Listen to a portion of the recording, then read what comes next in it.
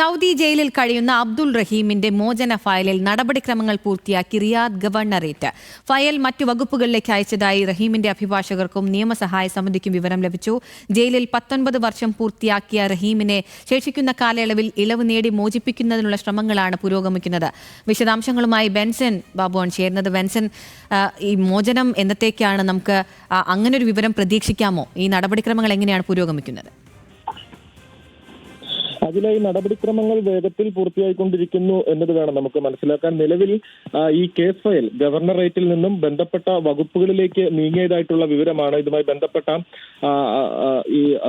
ഇദ്ദേഹത്തിന്റെ മോചനവുമായി ബന്ധപ്പെട്ട പ്രവർത്തനങ്ങൾ നടത്തുന്ന ആളുകൾക്ക് ലഭിച്ചിട്ടുള്ളത്. അതോടൊപ്പം തന്നെ കുടുംബത്തെയും ഇക്കാര്യങ്ങൾ അറിയിച്ചിട്ടുണ്ട് എന്നാണ് കുടുംബാംഗങ്ങൾ അറിയിക്കുന്നത്. ഇതിനോടകം തന്നെ 19 വർഷം അദ്ദേഹം ജയിൽവാസം അനുഭവിക്കുകയും ഈ ശിക്ഷ അതിൽ 19 വർഷം എന്നത് ഇപ്പോൾ അദ്ദേഹത്തിന്റെ വധശിക്ഷ റദ്ദാക്കുകയും ദയാദനം നൽകിയതിനു ശേഷം വധശിക്ഷ റദ്ദാക്കുകയും 20 വർഷം തടവ് അനുഭവിക്കണം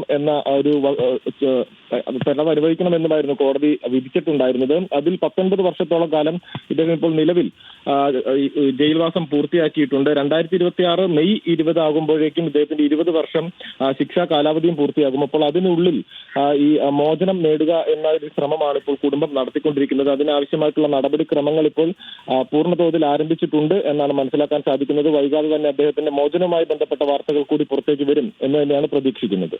ബെൻസൺ ബാബുവാണ് വിവരങ്ങൾ നൽകിയത്.